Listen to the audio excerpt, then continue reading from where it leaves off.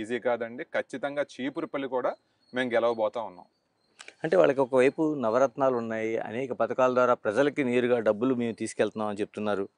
అంటే ఈ అభివృద్ధి కాదని టీడీపీకి ఓటేసే పరిస్థితులు ఎలా అంచనా వేస్తున్నారు మీరు అసలు? జగన్మోహన్ రెడ్డి గారు నవరత్నాల పేరు మీద ఏవో సంక్షేమ పథకాలు ఇస్తున్నారు. వాటినే దిస్ ఈజ్ ఎవ్రీథింగ్ అన్నట్టుగా ఆయన చెప్పుకుంటున్నారు. కానీ ఈ రోజున మేము గ్రామాల్లోకి వెళ్తా ఉన్నామండి.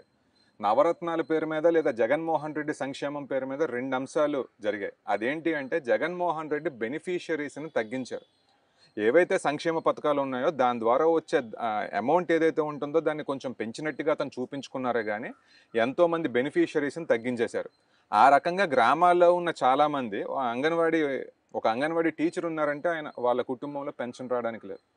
ఒక సెక్రటరీలో ఎవరైనా జాబ్ చేస్తూ ఉన్నారంటే సచివాలయంలో వాళ్ళ కుటుంబానికి వాళ్ళు ఎంత పేదరికంలో ఉన్నా కానివ్వండి వాళ్ళ తల్లిదండ్రులకో లేదా వాళ్ళెవరికి కూడా సంక్షేమ పథకాలు వచ్చే పరిస్థితి లేదు. కాబట్టి మొదటి అంశం అది. ఎన్నో కుటుంబాలు జగన్మోహన్ రెడ్డి వల్ల నష్టపోయాయి. అట్లాగే రెండో అంశం ఏంటి అంటే ఈ సంక్షేమ పథకాల పేరు మీద జగన్మోహన్ రెడ్డి ₹100 ఇస్తున్నాడు. కానీ మా దగ్గర నుంచి తిరిగి ₹200 లాక్కుంటున్నారు అని చెప్పి ప్రజలు గ్రహించారండి.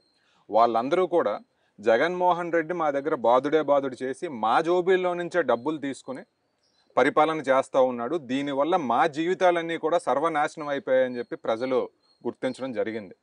కాబట్టి సంక్షేమ పథకాలు ఇస్తున్నానని జగన్మోహన్ రెడ్డి అనుకుంటున్నాడు కానీ ఆ ఇస్తున్న పేరు మీద మా జీవితాలను చెడగొట్టేశాడు అని చెప్పి ప్రజలు అనుకుంటున్నారు.